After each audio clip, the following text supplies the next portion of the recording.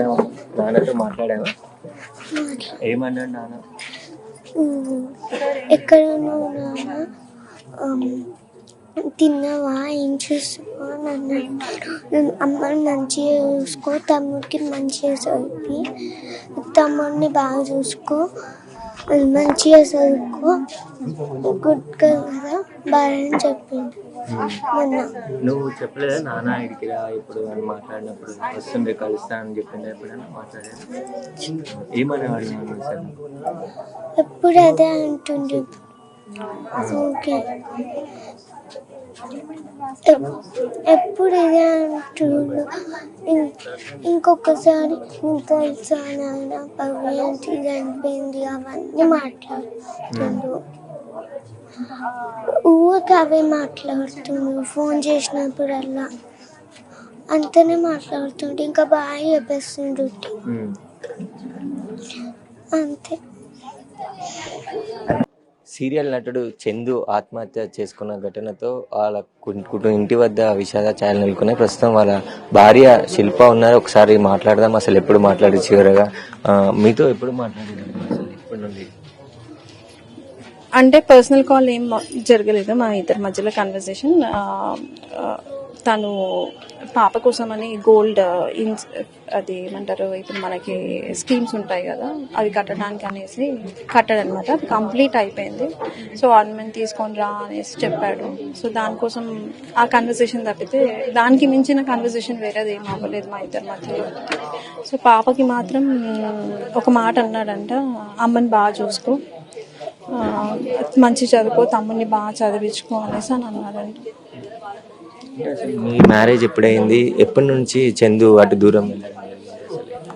మాది 2015 నవంబర్ 29న మా మ్యారేజ్ అయ్యింది. తను 2020లో ఎగ్జాక్ట్ మంత్ తెలియదు, somewhere in the month of June July ఉంటుంది, మిడ్ ఆఫ్ ద ఇయర్. అప్పటి నుంచి దూరం అయ్యాడు. అంటే ఏం చేసేవాడు ముందు? సీరియల్స్ రాకముందు చందు ఏం చేసేవాడు? అసలు దూరం కావడానికి కారణం? సీరియల్స్ చేస్తూ సైమల్టేనియస్గా తనకి సాఫ్ట్వేర్ కంపెనీ ఉండింది. సాఫ్ట్వేర్ ఇప్పుడు మనకి ఉంటాయి కదా లాంగ్వేజెస్ కానీ ప్రోగ్రామింగ్ కానీ, అవి ట్రైనింగ్ ఇచ్చే కంపెనీ ఉండింది. కొంచెం లాస్ అయినందుకు తీసేయాల్సి వచ్చింది అనమాట.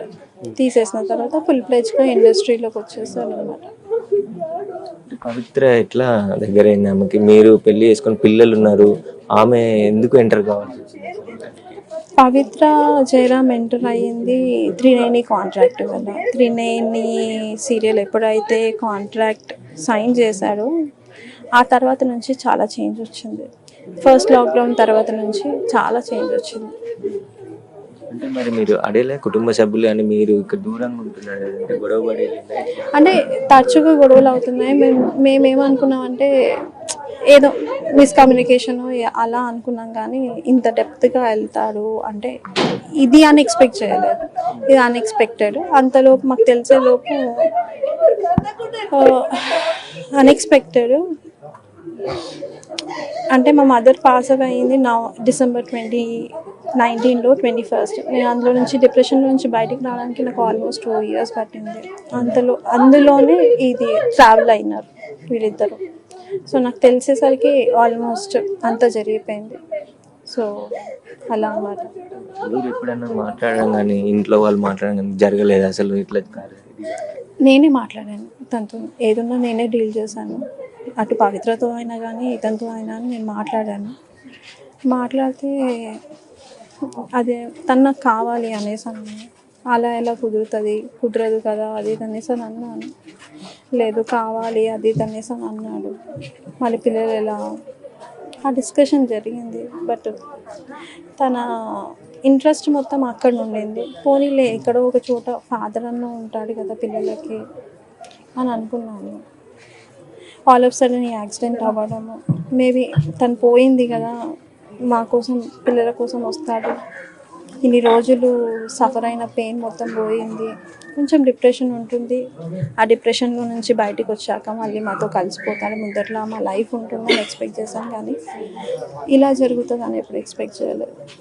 అంటే కొంతమందితో వాట్సాప్ చాటింగ్ చేసిండు, మాట్లాడడం, కొంత వేరే వాళ్ళ ఫ్రెండ్స్తో ఇట్లా వాట్సాప్ చాటింగ్ చేసి ఇట్లా చనిపోతాం. మీ కుటుంబ సభ్యులకి ఏమైనా అట్లా ఫోన్ చేయడం కానీ అట్లా చేశారా? లేదు, యాక్చువల్గా నేను ఇన్స్టాగ్రామ్లో చూశాను. అంటే పవి 2 days వెయిట్ చేయి, నేను వచ్చేస్తున్నాను నీకోసము అని, అంతే తప్పితే లేదు. సో అది చూసిన తర్వాత ఫ్యామిలీ మెంబర్స్తో కూర్చోబెట్టి మాట్లాడిపిస్తే నేను అంత పిరికోండి కాదు, నేను నా పిల్లల కోసం బతుకుతా అనేసి అని అన్నాడు. అంతే. మీకు ఎప్పుడు చెప్పారు ఇట్లా చనిపోయింది అని చెప్పేసి? మీకు ఎట్లా అంటే మేము యాక్చువల్గా ట్రై చేస్తున్నాం, నిన్న మార్నింగ్ నుంచి ట్రై చేస్తున్నాం అనమాట. మేమే పంపించాము బాబుని, అంటే ఫ్రెండ్ వాళ్ళ బ్రదర్ని పంపించాము. అక్కడ వెళ్ళి చూసేసరికి హ్యాంగ్ చేసుకొని ఉన్నారు. అంటే ఎక్స్పెక్ట్ చేయలేదు, ఎందుకంటే రాగానే పవిత్ర జయరామ్ ఫ్యూనరల్ అవ్వగానే ఇమీడియట్గా తన లగేజ్ మొత్తం తీసుకొచ్చేసారన్నమాట. సో లగేజ్ తీసుకొచ్చినాక తను వెళ్తాడు అన్నది ఎక్స్పెక్ట్ చేయలేం కదా. బట్ ఈ సాఫ్ట్వేర్ కంపెనీకి సంబంధించిన దాంట్లో ఏమైనా పవిత్ర వివాదం జరిగిందా, గొడవలు జరిగిందా మధ్యలో? లేదు, అలాంటివి ఏం లేదు, నాకు తెలిసి అయితే లేదు. ఈ సాఫ్ట్వేర్ కంపెనీ అన్నది బ్యాక్ 2015 ఆ టైంలో, సో రీసెంట్ కాదు. ఎంతమంది పిల్లలు మీకు? ఇద్దరు పిల్లలను చూపించాను. పాప 3rd standard, బాబు LKG. పాప 8 years, బాబు 4 years. అంటే ఈ మధ్య దీనికి సంబంధించి ఇన్సిడెంట్ అయిన తర్వాత పిల్లల కోసం కానీ ఇక్కడ ఉన్న వాళ్ళ తల్లిదండ్రుల కోసం రావడం జరిగింది, అసలు మాట్లాడే ప్రయత్నం చేశాము. యాక్చువల్గా మదర్ చాలా ట్రై చేసింది, వదిలిపెట్టేసే వచ్చేసి నాన్న పిల్లల కోసం అన్న, పిల్లల మొహం చూడు అది తనేసి అని అంటే, ఆ మాట అన్నందుకు మదర్తో కూడా మాట్లాడట్లేదు. ఇక్కడికే అంత్యక్రియలు చేస్తారమ్మా? ఇక్కడ నుంచి స్టార్ట్ అవుతుంది. మీరేం చెప్పాల్సిన అంటే ఇలాంటి సంబంధాల వల్ల కుటుంబాలకు? యాక్చువల్గా ఎప్పుడైతే అడల్టరీ లీగలైజ్ అయ్యిందో అప్పటి నుంచి చాలామంది ఫ్యామిలీస్ చాలా డిస్టర్బ్ అయ్యాయి. మేబీ మెన్ అవ్వచ్చు, ఫీమేల్ ఆర్ మేల్, 2 sides చాలా దెబ్బతిని ఉంటాయి. సో అది మళ్ళీ బ్యాక్ టు ఆ సెక్షన్ మళ్ళీ తీసుకొస్తే మేబీ నాలాంటి వాళ్ళకి అన్యాయం జరగదేమో అనేసి నేను అనుకుంటున్నాను. ఈ మధ్య మనం చాలా చూస్తున్నాము. ఇప్పుడు తిని సెలబ్రిటీ కాబట్టి మేము ఎక్స్పోజర్ అయ్యాము. లేదు అంటే మాలాగా సఫర్ అయ్యే వాళ్ళు చాలామంది ఉంటారు కదా, చాలామంది చనిపోయి ఉంటారు కదా, వాళ్ళెలా మేము ఎంత ఏడుస్తున్నామో అలాంటి ఫ్యామిలీస్ కూడా అలానే ఏడుస్తుంటారు కదా. అంతే. నా ఒపీనియన్ అయితే అడల్టరీ లీగలైజ్ కాదు, ఇల్లీగల్ అన్నది చేయాలి అన్నది నేను అనుకుంటున్నాను. అంటే మీకు డైవర్స్ కూడా ఇవ్వలేదు, మీరు ఉండగానే ఆమెతో కలిసి ఉండడం పట్ల కుటుంబ సభ్యులు ఎవరు అడగలేదు అసలు ఇన్ని సంవత్సరాలు? నా ఇష్టం. చాలా రఫ్గా ఉంటాడు చందు, ఏదన్నా డిసిషన్ తీసుకుంటే చాలా రఫ్గా ఉంటాడు, చాలా అంటే చాలా. అది తను ఏదైతే ఫిక్స్ అవుతాడో అంతే, దానికి రివర్స్ మనం ఏం సమాధానం చెప్పడానికి ఉండదు, అలా ఉంటుంది. సో మనం ఏం అనలేము. పిల్లలు ఏం చదువుతున్నారు? పాప 3rd standard, బాబు LKG. ఇట్లా ఎప్పుడు మాట్లాడావా నాన్నతో? మాట్లాడావా? ఏమన్నాడు నాన్న? ఎక్కడ నాన్న,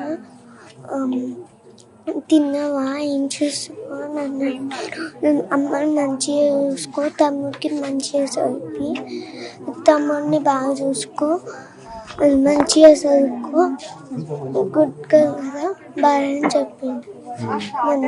నువ్వు చెప్పలేదా నాన్న ఇడికి రా ఇప్పుడు అని మాట్లాడినప్పుడు? వస్తుండే కలుస్తా అని చెప్పింది ఎప్పుడైనా మాట్లాడా? ఏమనేవాడు నాన్న సార్? ఎప్పుడు అదే అంటుండే. ఓకే,